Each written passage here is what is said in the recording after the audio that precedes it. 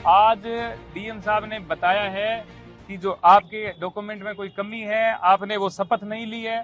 शपथ जो हम 25, 30, 27 लोग गए थे, मोदी जी के अलावा जो लोग थे, उनको शायद किसी को नहीं दिलाई गई थी। ये है श्याम रंगीला, जिन्होंने वाराणसी से लोकसभा चुनाव में पीएम मोदी के खिलाफ अपना नामांकन भरा था।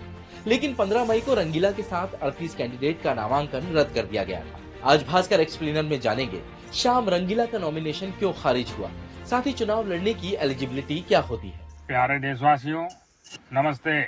सबका साथ, सबका विकास, यही हमारा ध्येय है। पीएम मोदी की मिमिक्री करने वाले श्याम रंगीला का नॉमिनेशन शपथ पत्र न देने की वजह से रद्द किया गया था।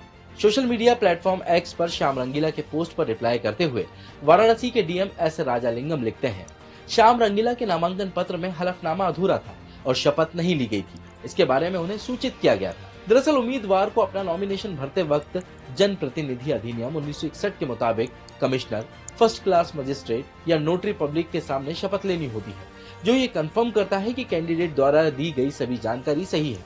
शपथ न लेने की कंडीशन में नॉमिनेशन रिजेक्ट कर दिया जाता है। अब जानते हैं कि लोकसभा चुनाव कौन कौन लड़ सकता है और उसकी शर्तें क्या होती हैं। रिप्रेजेंटेशन ऑफ पीपल एक्ट 1951 के मुताबिक कोई भी भारतीय नागरिक चुनाव लड़ सकता है। उसकी उम्र 25 साल या उससे अधिक होनी चाहिए। वोटर लिस्ट में उसका नाम हो। उम्मीदवार किसी भी सरकारी जॉब में नहीं होना चाहिए। इसके अलावा वो मेंटली फिट और बैंकरप्ट नहीं होना चाहिए। चुनाव की घोषणा होते ही नॉमिनेशन की प्रोसेस शुरू हो जाती है, जो आखिरी तारीख से पहले नॉमिनेशन फॉर्म रिटर्निंग ऑफिसर यानी आरओ और असिस्टेंट रिटर्निंग ऑफिसर को जमा करना होता है। इसके साथ ही उम्मीदवार को 2 फॉर्म भरना जरूरी होता है। पहला है नॉमिनेशन फॉर्म 2A। इसमें 8 पार्ट होते हैं। शुरुआती 4 पार्ट्स उम्मीदवार और पॉलिटिकल पार्टी के लिए होते हैं, जबकि पार्ट 5 प्रपोजर, पार्ट 6 नामांकन फॉर्म स्वीकार करने वाले returning officer, part 7 nomination accept या रिजेक्ट करने वाले अधिकारी और पार्ट 8 नामांकन स्क्रूटनी करने वाले अधिकारी या फिर रिटर्निंग अधिकारी के लिए होता है। दूसरा है एफिडेविट फॉर्म 26। ये एक शपथ पत्र है। इसमें क्रिमिनल केस, संपत्ति, व्यवसाय और परिवार के सदस्यों की जानकारी सही भरनी होती है। फॉर्म 26 में कोई भी कॉलम ब्लैंक यानी पूरी तरह से खाली नहीं होना चाहिए। इन फॉर्म की जांच की जिम्मेदारी रिटर्निंग ऑफिसर की होती है। इसके बावजूद अगर फॉर्म पूरी तरह से और सही से नहीं भरा जाता है तो आरओ उसे बाद में रिजेक्ट कर सकता है। फॉर्म जमा करने के साथ ही उम्मीदवार को संविधान के अनुच्छेद 84 और 173 के तहत संविधान और भारत की संप्रभुता और एकता का समर्थन करने की शपथ लेता है।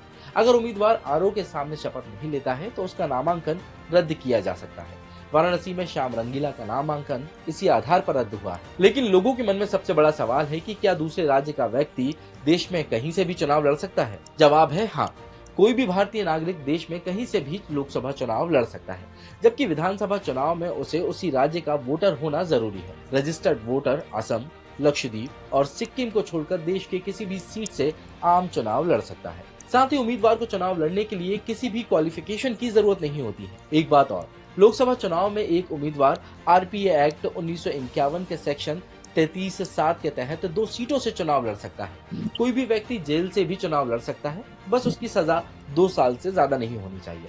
हालांकि उन्हें वोट डालने का अधिकार नहीं होता है। नामांकन भरते वक्त उम्मीदवार को प्रस्तावक यानी प्रपोजर की जरूरत होती है, जो उसी लोकसभा क्षेत्र से होना चाहिए।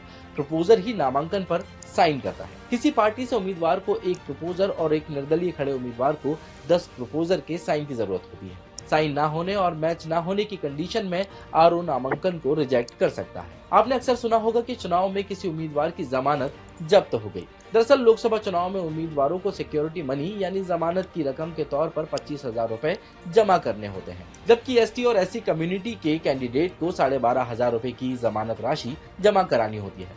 अगर उम्मीदवार को तय न्यूनतम वोट नहीं मिलता है तो ये राशि जब्त कर ली जाती है। इसके अलावा चुनाव आयोग ने लोकसभा चुनाव में किसी भी उम्मीदवार के लिए 95 लाख और छोटे राज्य या केंद्र शासित प्रदेशों के लिए ये खर्च 75 लाख रुपए तय किया हुआ है। अगर उम्मीदवार ज्यादा अमाउंट खर्च करता है तो उसके खिलाफ चुनाव आयोग एक्शन लेता है।